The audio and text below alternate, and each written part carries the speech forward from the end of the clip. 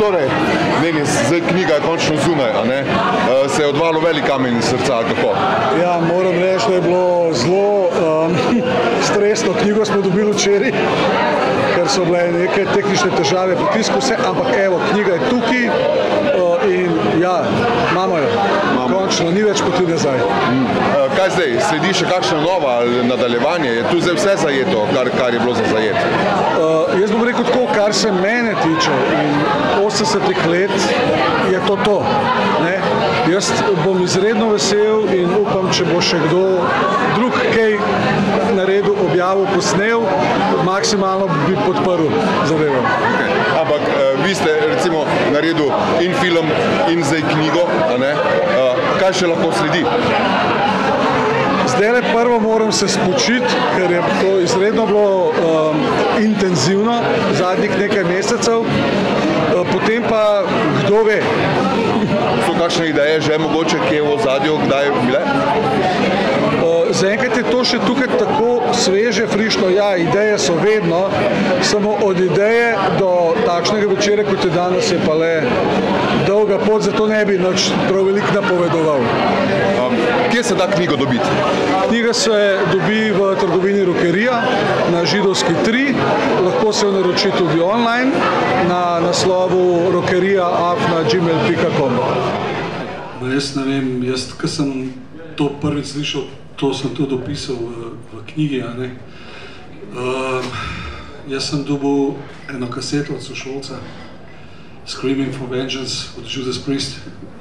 In ko sem to slišal, to je bil res en, kako bi rekel, val energije, ki bi opisal sam kot mravljince in užitek. In od takrat naprej je to postal en zelo pomemben del mojega življenja. Kako ocenjujete, oziroma kaj pomeni knjiga Železne stopinje v naši glasbeni sceni, kulturi? Ja, jaz sem prijetno presenečen, da je prišel do tega dogodka, da se tudi ta zvrst glasbe zasluži, da je arhivirana. In ko sem si jo prelistal danes, moram reči, da sem še enkrat prijetno presenečen, kakšen projekt je to, kakšne lepe slike, mislim, res vredno ogleda in pač da priporočam vsem ljubiteljem slovenskega metala.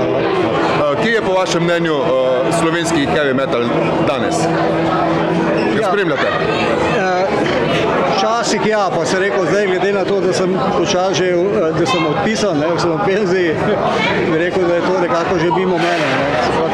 Te zvrsti, oziroma izvajalci, ki so v knjigi, so bili del mojega službenega delovanja tudi še na radiju, pred Ljubljana pa Slovenija, tudi z nekaterimi intervjuje delal, ampak tudi zavrtel v svoji oddaji. Ne. Zdaj je pa, moram reči, da tale zvrst glasbe, ki bi jo tudi skupina Sarkazem igra, ravno ni za moje ušesa. Imam hard rock, rad, pa tole, pa je res slišati tudi pevca, ki poje, ki ima vokal, Whitesnake, pa Deep Purple in tako naprej, da ne govorim o Glenn Hughesu in še bi lahko naštel.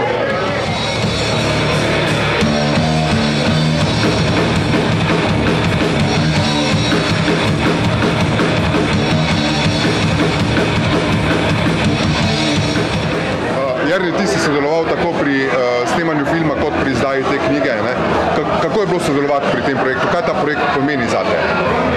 Pravzaprav je to en, no bomo rekel, spomenik, ampak neko obeležje tej zvrsti glasbe, ki ga prej še ni imelo. Ne?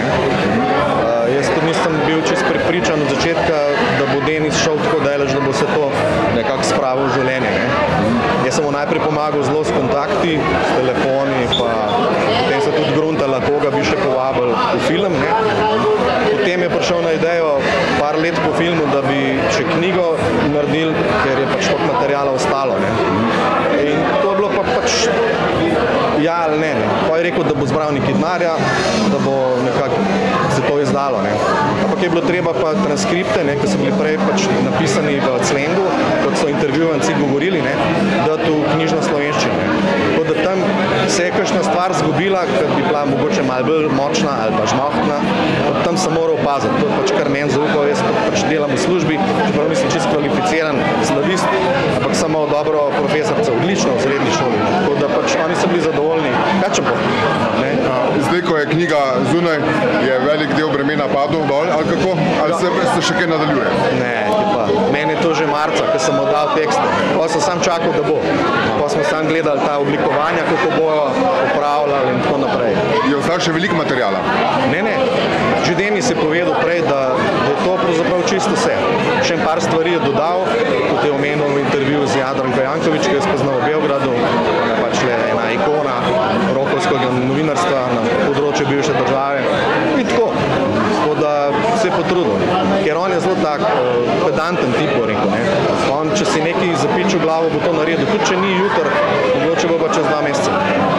Ti kot poznavalc tudi glasbene scene, kje ocenjuješ, da je heavy metal danes? Slovenski? Ja, to je bilo vedno underground. Ampak fantje in kakšna dekleta se borijo že dolg časa. Pridejo novi bendi, pa zdržijo ali pa ne zdržijo. Lejte metal stile, oni so začeli po 13 letih starosti svoje. Zdaj imajo že, 6. 7. plošče. Igrajo 20 let. In se sami financirajo. In ta volja je velika. Je pač v njih, pač glasba jim je všeč. Pa vendar se heavy metal bolj redko sliši v naših medijih. Ja, zato, ker je to, tega ne posluša vsak, male prehodone. Ni za vsaka ušesa, tako kot punk ni za vsaka ušesa. In je to, čim je to nažgana kitara, to je že mor. Če so bobni prehitri, ne posluša vsak tega, zdaj ne moraš. Moraš biti malo cepljen. Okay. Jelena, si ti ljubiteljica heavy metala ali kako si se znašla danes na predstavitvi Železnih stopinj? Ja, Kamilo, nisem ravno ljubiteljica. Znašla sem se tukaj zato, ker smo v bistvu prispevek o dokumentarnem filmu Železne stopinje, ki smo ga predvajali tudi na televiziji Slovenija, posneli in predvajali v tedniku že pred kakimi 2 leti.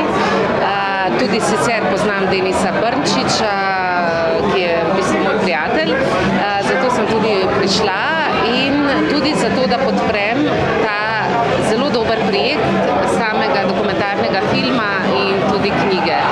Kot sem povedala, nisem sicer ljubiteljica te glasbe, ampak pač tista glasba, ki je kakovostna, jo je treba podpreti in ji dati neko priznanje. Prispevek, ki ste ga vi objavili v tedniku, je bil verjetno odmeven?